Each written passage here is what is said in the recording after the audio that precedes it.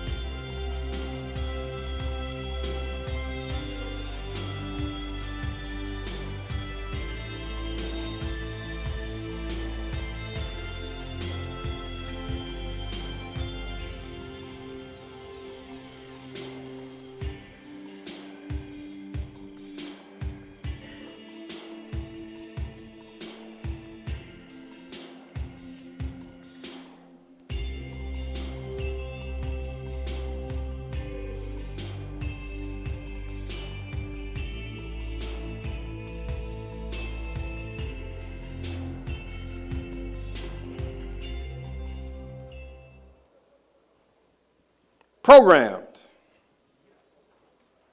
Who thinks they're programmed?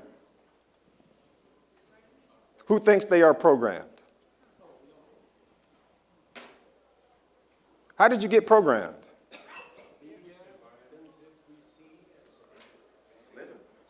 Living. DNA, parents, life living.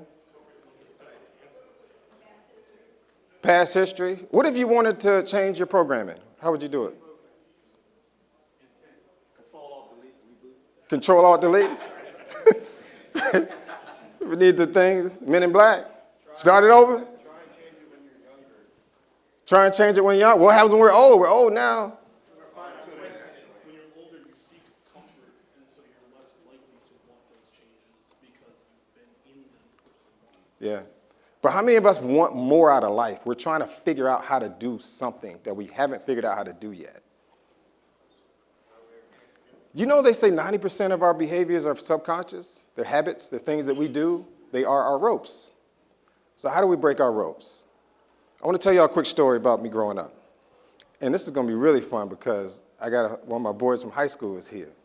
So he's heard part of the story, but he probably hasn't quite heard the details of the rest of it. So this is me growing up. This is me graduating pre-K, about to go to kindergarten, had my He-Man belt on. You know, if you could zoom in, you would see this really pensive and shy little boy, which I was. And I started playing sports. So this is a quick story about sports. We have any football fans in the room? I know it's football season. Anybody repping any teams in here? Bulldogs. Georgia? Any? Falcons? Saints? Eagles? Giants? So I started playing Little League football, y'all, and I'm just really shy, really skinny little kid. This statement, we don't end up like we started. A friend of mine, mentor named Jerry Acuff, he shared that with me. And this is the epitome of my story. I shouldn't be standing here before you. I'm not the kind of person that would do this. I'm shy and I'm introverted, y'all. And I speak for a living. I started playing sports. I wasn't really good, to be honest. They started putting me in the game. I was just trying not to get killed. And Little League, they gave me the ball one time, and I closed my eyes and I ran, and everybody must have turned the other way because I scored a touchdown. I started to believe that I could play football a little bit. So I started practicing harder, started working harder in school, get to senior year of high school, and I get a full scholarship to play football in college, y'all, which was unexpected because, again, I really wasn't that good. You know, you have like all state, all district, all that. I'm none of those things. I'm just a starter on the team. So I go to this really small college called the Virginia Military Institute. And you heard of VMI? VMI. Great school, horrible football team. So college football was, they're big, y'all. They're big, they're fast. Y'all see me, I'm 6'1", I'm about 200 pounds right now. I was 40 pounds lighter playing Division I football. They threw me in the first game playing defensive back. The first tackle, quote unquote, was a collision. Like there were trucks that were running into each other, and I thought I was going to die by how hard I got hit playing defense. So I decided I need to step it up a little bit. So I started running around, making plays. I became a starter as a freshman. So fast forward to sophomore year, and this is the moral and the lesson in this story, y'all, because I didn't realize how impactful this moment was until I started to reflect on life and figure out how to teach some of these principles. So we're playing a team called UT Chattanooga. May or may not have heard of that team. We're at home. We're winning this game, which was a big deal because I told y'all we suck, okay? We're 1-10 my freshman year. It's a sophomore year now. And game is on the line, 17-14, 2 minutes left in the game. They're on about our 40, if you know how sports work. I'm playing defensive back. Second and short, I line up in my defensive position, and I look ahead of me, and it's none other than this gentleman.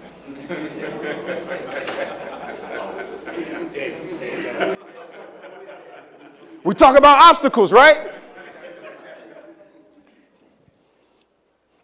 Now, I knew this could happen. We've been playing all day. He's in the game. But this is not who you want standing in front of you when the game's on the line, second and short on your 40. Man, this is what he did, y'all. I promise you, I cannot forget this. I wish I could. This dude, he got in his position. He looked at me. He smiled. And then he turned to the quarterback and he went like this, with a smile on his face. So disrespectful. And I'm petrified. So the ball is hiked, and I'm sitting there. I'm like, please, Lord, just let him cut in or cut out. We can all just run up and tackle him. It'll be great. He runs right past me. So I turn around, and I'm running as fast as I can, running as hard as I can. And the crowd gets real quiet.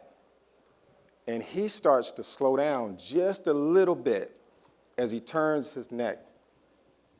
And his arms go up, and his eyes get real big. And I realized what was happening. The ball was coming. So in that moment, with everything I could muster, we're in the end zone. I close my eyes, and I jump, and I say, no! I ended up hitting him. I hit the ground. He hit the ground. The ball was on the ground. This was a game-winning pass breakup. So fast forward through life. I get a job at Lockheed Martin. Had no idea how to build airplanes. They hired me to do that. Ran into challenge after challenge. Had an amazing career at Lockheed Martin. Became an executive, a director. I had a team of over 2,000 people. Changed careers 4 times while I was there. Obstacle after obstacle after obstacle.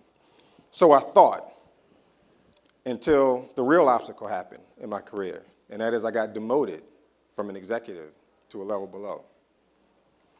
And then the other real obstacle happened in my career 2 years after that, where I got laid off because they were consolidating this division and there was no more position for me. So what do you do in that moment when everything is in such a disarray? Well, what happened next is I started my own company teaching leadership. I'm an engineer by education, and Lockheed Martin became one of my first clients. What happened next is I've built a business that almost doubles what I made at Lockheed Martin. So how does this happen is the question. I'm going to ask y'all a question around the how. This is where the science comes in. So think of an obstacle you're currently facing. Just kind of have that in your mind. It's probably at the front of your mind right now. An obstacle you're currently facing. Okay? So now let me ask you this question. This is a really important question. What do y'all think comes first for you? Your thoughts or your feelings? Feelings. Who says feelings? Who says thoughts? Who doesn't know? So we're pretty convicted in our answers, huh? So let me give you an explanation of this. Well, first, let me hear from someone that said feelings. What are your thoughts on that?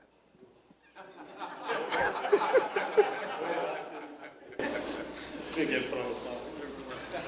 So more often than not, like the feelings that we have are not things that we're consciously aware of, but our feelings more often than not are the group of events that we have. It's the feelings that we're unaware of, the feelings that we have not processed or can't process in that moment that create the thoughts that lead to the habits that lead to the actions. Certainly does feel that way, doesn't it? No pun intended, or maybe there was. Who said thoughts? That's a great explanation. Yes, sir. I say thoughts because I feel that everything we do is based on what we tell ourselves. How we feel about anything is because of what we told ourselves. It's the thought driving the feeling. Interesting. Shafu. I'm going to change mine to feeling. So I'm feeling hungry, then I'm thinking. Oh, now we done brought the physical into it. Interesting. So let me give y'all a demonstration real quick. And I couldn't physically do this because Black Enterprise would probably sue me. But imagine, though, if at this moment in the presentation I had this big duffel bag, and I went over here and I grabbed the bag, and I picked it up, and I laid it's huge bag. I laid it down right here, and I unzip it, and I pull out of it this 9-foot python snake. And I carefully lay it down at your feet, Shafula. And then I reach down, you see it still moving, another bag, and I grab another 9-foot python and lay it down in front of your feet, Micah. How would y'all feel? I'll be thinking what Would you have an emotional reaction to that? depends on my, yeah. What are we going to do next? We got to think through, where do I go? Where do I go? But I'm talking about, I'm talking about this moment. What is the experience you're having? For me, it would be instant fear. Instant fear. Instant fear? I mean, some people are snake people, so they would run up and pet it. But that's usually not the case. So let's say some people are already at the door. Some people, when I do this, they're like, I did this one time, y'all, and I had to think, do I ever want to do this again? Because the woman had such a physical reaction to it, just the concept, that she had to leave the room for 20 minutes just to regather herself. So imagine if, y'all are still here, because it's a big room, so maybe you didn't run out, and you see me pull out my phone, and I start moving my fingers around, and you see the snake start again, and it stops when I move my fingers, and it starts, and it stops. And you realize both of these snakes, they're fake. Bluetooth controlled. Got them on Amazon, $29.99. Look real as hell. So then you're like, okay, well, why would he do that? This is a fake snake, but this is a weird experiment. And I said, the reason I did that was because I wanted you guys to see that it didn't really matter if the snakes were real. What matters is if you thought the snakes were real. So through our entire lives, we're going through experiences. And what's happening is we have these thoughts that are automatic, that are programmed, that are ropes, that are causing us to feel a certain way, and those feelings turn into actions.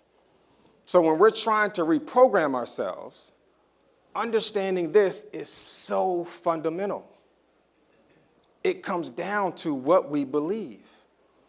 And our bodies and our emotions don't care if it's real. They believe what we tell it. You are absolutely right, sir. So with that in mind, for the rest of our time, I want to give you a few new thoughts. And the first one is to just believe there is an opportunity in every obstacle. So think about it like this. George Fraser said it perfectly. Another way to say it is what we overcome defines who we become. Think, y'all, if you had never been through anything, who would you be versus who you are now? If you'd never been through it, you would likely crumble at even the thought of so many things. The obstacle is the way. Which, again, kind of leaves you with, okay, yeah, Andre, you did all that to build up to another one of these one-statement things, right? So another thing that's been talked about at this conference is networking. And there are a few, in addition to what Mr. Fraser shared this morning, really powerful concepts around networking. And what I'd like to do at this time is I'm going to tell you, and then I'm going to show you. So the first one is there is strength in vulnerability. Butch Graves mentioned this on the first opening night, on Wednesday night. He talked about how we need to be more vulnerable. I know for fellas, a lot of us, vulnerability is just not our thing. Like you say, how you doing? How you doing, man? I'm good, Or, man, I'm having a rough one, but we kind of leave it at that. Vulnerability is not our thing. So I want to give you all a chance to practice some vulnerability. Vulnerability is a skill. So if we believe that there is strength in it, that there takes courage, which means there's strength, then we should be willing to practice it.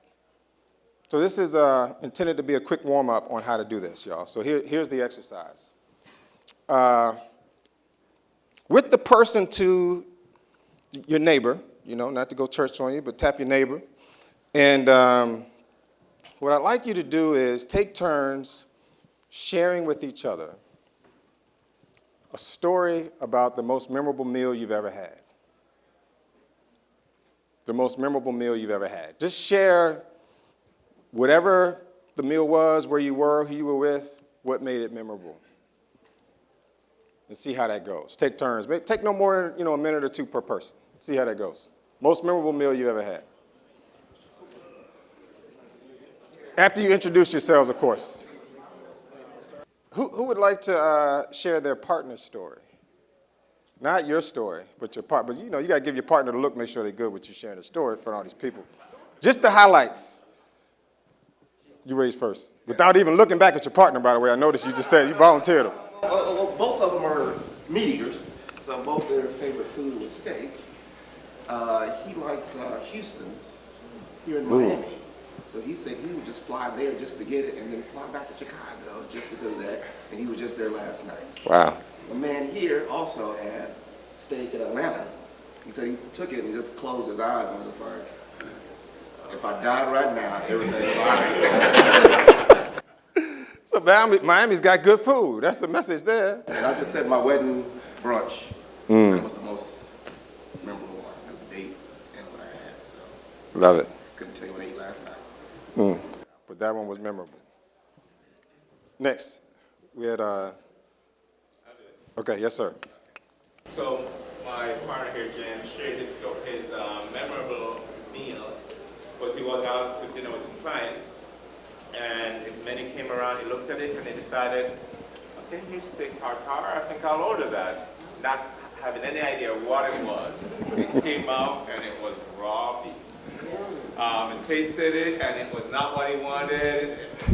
Those around him realized he didn't know what he ordered, and they were gracious enough to say, would you like to order something else? And so that became a memorable experience for him, and he was able to show vulnerability by owning that he didn't know what he was ordering. Did you eat it, or did you get another meal?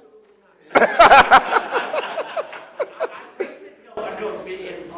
did taste it and recognize it. I think I do have a health problem, and I think eating a piece of raw meat would not be in the best interest of my health. So therefore, because this was a high level, for your restaurant, high level of clients, so you wanted to put forth your best impression, but you didn't want them to leave it with the fact that they thought that you really did not know what you were doing, and this is reflected.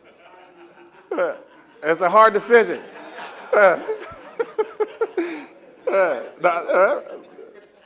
Let's see who had one more. Let's do one more over here. Yes, sir.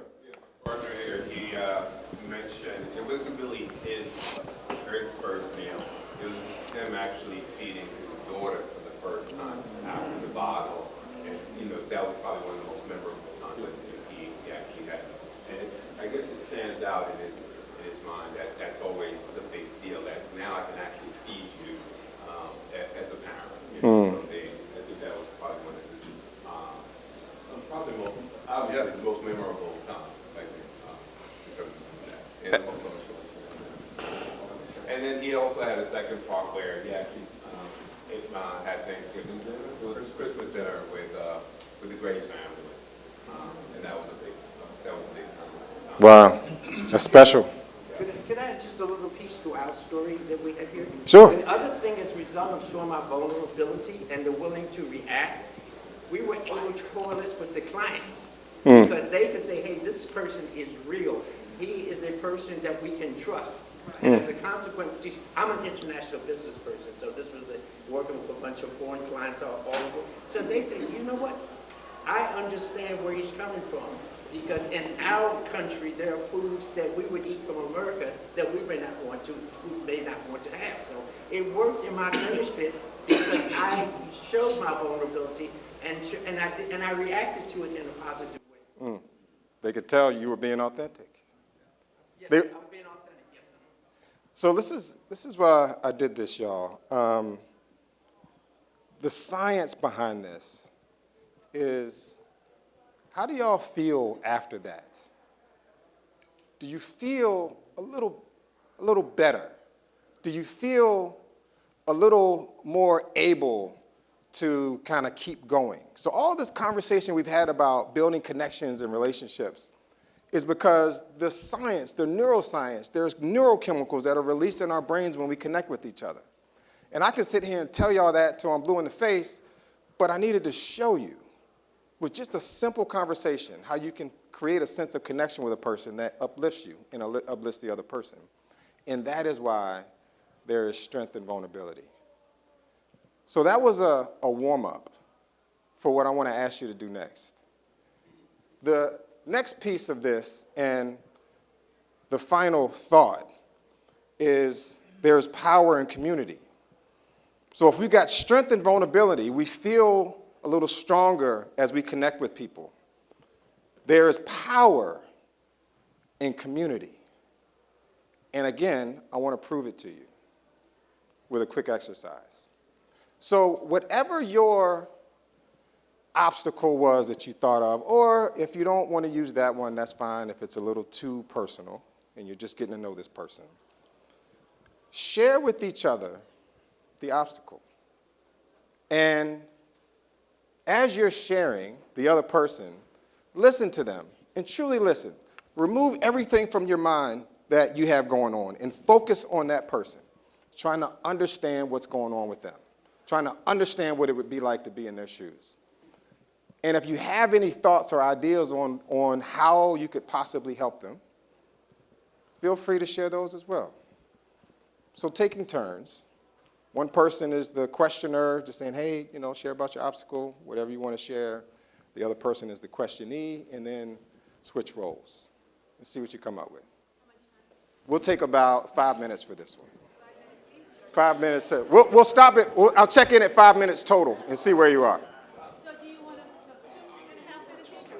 to 2.5 minutes each? 2.5 minutes each. Try that first.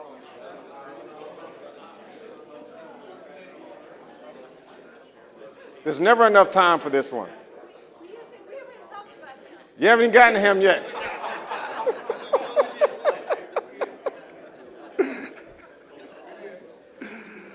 Hopefully, y'all have a chance to connect after this. How was that? There's power in community. So rather than, at this point, kind of do any kind of Q&A, I'd like to open the floor for anyone that would like to share their obstacle, their challenge with the room to see how we collectively as a room can help you. Yes, sir. Hand went up first.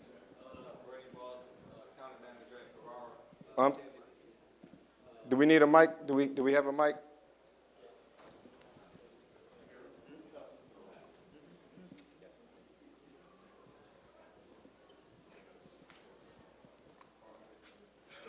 Thank you, sir.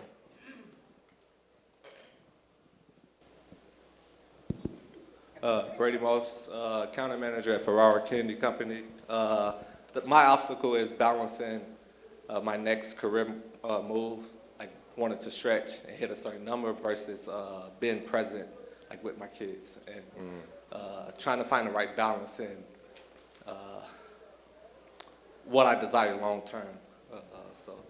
That's what me and Akeem was chatting about. But I vividly remember, like my freshman year in college, the first time I met like black millionaires who grew up in communities like myself, went to the same school as I did, but wasn't like an athlete or entertainer. And I vividly remember he's like, my kids won't like go without anything. Like they hated it, like I was working 180 hours, but they have everything that they want.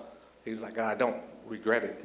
And I was like, I don't know if I'm ready to pay that type of price. So currently, in my mid-30s, just processing what path to go down. Any advice in the room? Who's thought about and came up with an approach for that challenge?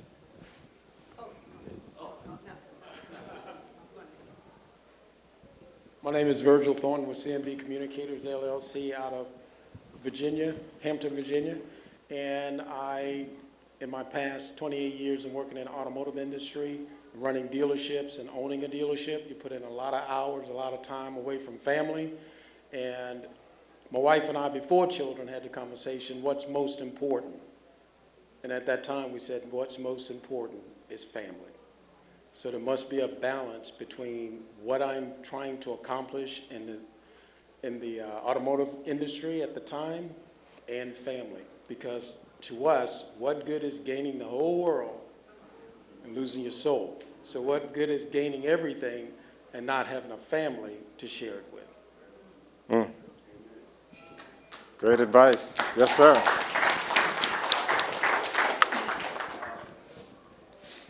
My name is Micah Newman,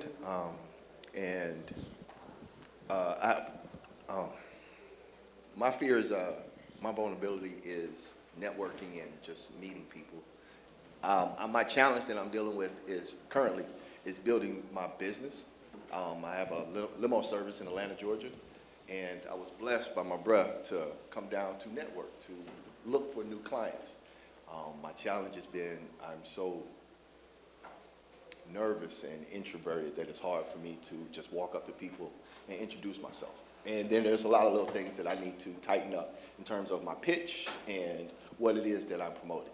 So just the fact that I'm speaking to y'all right now, I'm kind of like, my back is sweaty. I love it. I love it. All right, we got two responses here. Thank you, Michael. One there. Yeah, ladies first, and then we'll go to Jeffrey. Yes, response to him, please. Yes, so I'm Gail Guest Brown. I'm executive leadership coach. And I'm wondering if you're introverted or extroverted. Introverted. Well, one of the things that might help you is the first thing that people notice most about when you're meeting another person is their smile. The second thing is their eyes, right? So just remember to be receptive, and then start with a simple question, like what brings you to Black Men Excel? What are you trying to get out of it? Because people love to talk about themselves. Get them to talk about themselves, right? And then just listen. Be a great listener. People love to be heard, right? And so take the focus off on you and put the focus on them, and then ask them more about their business. People love to tell you that, right? And so just remember while you're there, wear your smile, bring your eyes, and you'll be okay. $1 million smile this brother has, too. So that was a really great question, and I really appreciate your vulnerability. I would really say the first thing is to understand who you are, right? Who you're walking in the room as. Know yourself. And you know yourself as best as you know yourself the most. So you know what you have to offer. Look for synergies with different people. Look for commonalities. Look for similarities. And see where your missions align. When they're speaking, people will give you context clues as to what they're interested in and what they want to do. If you guys have something in common, that could be a potential partnership or synergy, right? And additionally, know where you're going as well. Where do you want to go from now? And how does that align with the people around you? Because it's going to help you to find the right things to talk about, especially when it comes to networking. I know people are thinking we're putting a lot of different things out there, but it can be very empowering for both groups. If you look at it from a standpoint of value creation, that's going to really help you a lot, for sure. I have a question myself. Sure, please. All right. So I am a young business owner. My name is Jeffrey Clark. I'm a product consultant, and I'm really trying to translate my field expertise in product management into an actual service where I can help entrepreneurs and small businesses grow and validate products early prior to spending marketing on them. And I would like to understand how to get qualified leads better, how to do better client acquisition.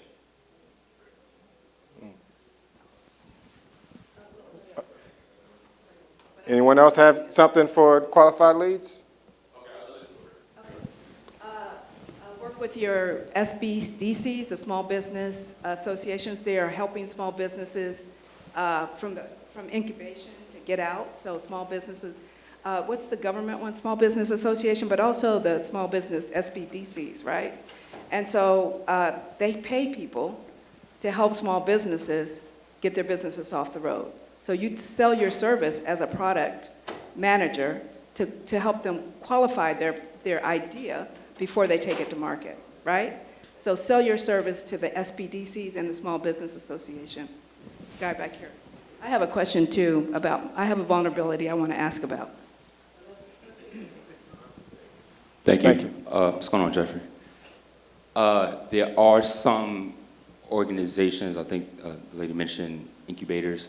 There's organizations that give grants to startups, right, or pitch competitions. Look at some of those, and I hate to say this, but you probably want to work for free, right, in the beginning. That way you can build a resume and say, okay, look, I've consulted this group, this group, this group, this group. Here's how my consultation impacted their business. And then it'll be a lot easier to charge for your service because now you have a proof of concept. So I just say, look for companies that give grants or host pitch competitions and see if you can work with them to help kind of evaluate certain businesses and offer your services for free at first. Great advice. Thank you. Yes, ma'am, please. And if you could give us your name again, please. Gail Guest Brown of Guest Brown Impact Executive Leadership Coach, all things leaderships, all things equity. Okay. I started my business to serve black women because the statistics said that they're underrepresented, they're undervalued, undersupported, they don't know how to negotiate, and they don't get raises. And so, and in California, 60% of black women are head of household. They're the only paycheck in their household, and they're raising families. So I started this business to help them. Coaching is a great tool, but my very clientele that I want to serve, there's a lot of competition to that dollar. They can't really afford me, right? Unless their companies afford me. So I'm trying to sell my business to businesses that hire these women because I'm a leadership coach, so anybody inside of leadership, inside of their companies, black women working inside of organizations could benefit from that, right? But it's hard to open those doors, right? So when I go B2C, they can't afford me. When I go B2B, I'm too small, right? I'm just, two people in my firm, and I'm competing against a lot of internal resources, right? So that's my vulnerability and my struggle. Any ideas? I got a great one from my coach right here, and my person right here. Yes, sir, in the back.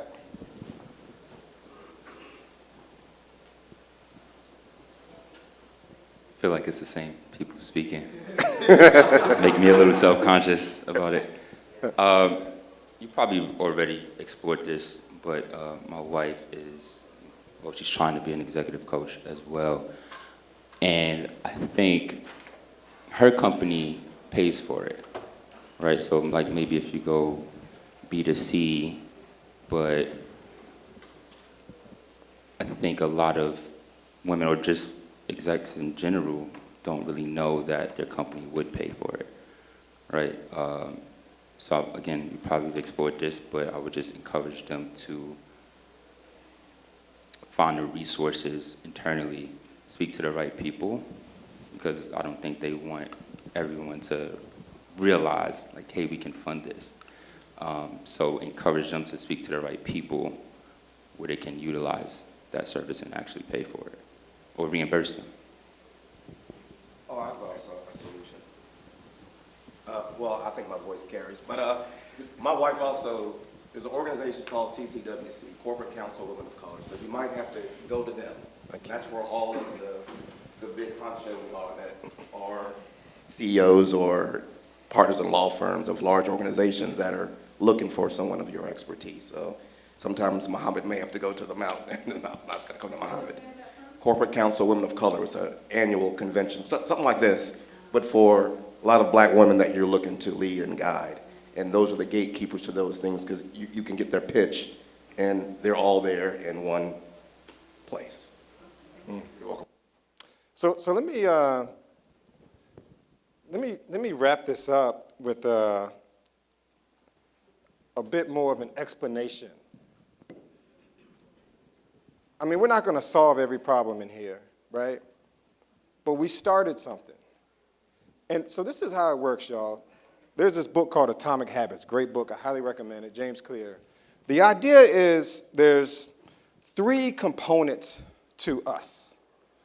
The first is our identity. So the rope tells us what our identity is. We all have ropes. We all have the subconscious. We wake up every day. We are who we are. When we want to grow, there has to be something that we haven't done. And a lot of times that shows up in the way of an obstacle to overcome. The idea here is it has to be something that we haven't done so that we can grow into the new person that has done the thing. And the third, and actually the most important part of this, which a lot of times gets missed, is you need a process to get you from point A to point B. The process, the system. How many times do we set a New Year's resolution, we want to do a thing, 2 weeks into the new year, it's done, even 2 months. We need a process. We need a system. We don't rise to the level of the goal. We fall to the level of the system or the process. And what I want to offer y'all is for this to potentially be the start of a process for you. So my company offers a process. We offer a system to help people move from point A to point B, and we do it in an online community. So my offer to Black Enterprise to come here and have this conversation was to do this talk and to help with this, what happens from this year's conference to next year's conference. How do we keep the momentum going? How do we, everyone's going to go back. I call this Wakanda, right? We're here in Wakanda. We got to go back out into the real world.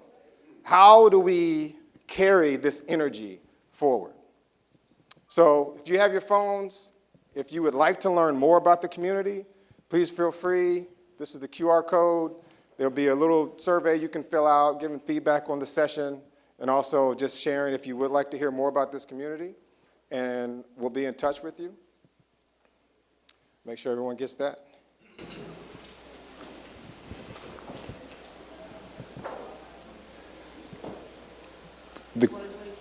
The Q&A was what we just did. But I'll stay around if anyone wants to stick around. Thank you.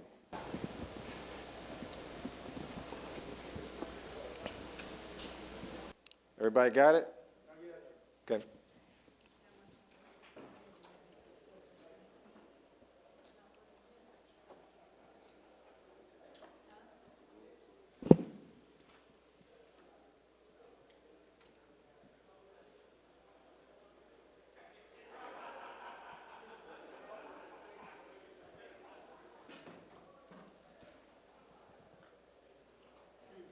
Yes, sir. What was that name of the book you were speaking about? Mr. Clear? Atomic Habits. Fantastic book. Yes. Say again. I agree. It is a fantastic book. It is. So many practical tools in there. Listen to it. Yeah. I got a friend that just did it too. He listened to it. It's a game changer. All right, as you fill that out, I know it's 1 o'clock, so we're at time. I thank y'all for your time. And I love this quote because, one, it's African, and there's so much wisdom in us. And two, because we don't always think of it. And I actually have found that it's not just if you want to go fast, go alone. If you want to go far, go together. I actually have found that we go faster together, too. Don't feel like you're on an island. Don't let this be the one time you connect and feel uplifted. Find a way, if it's not through what I just shared, find a way to create a community, stay connected to one. And that is how we remain resilient, y'all. We don't have to do it on our own. We can't do it on our own. Find a community, and you'll be amazed at what you're able to overcome. So with that, I thank y'all. I will stay around. If anyone has any questions, I'm here. But other than that, that's shutting us down.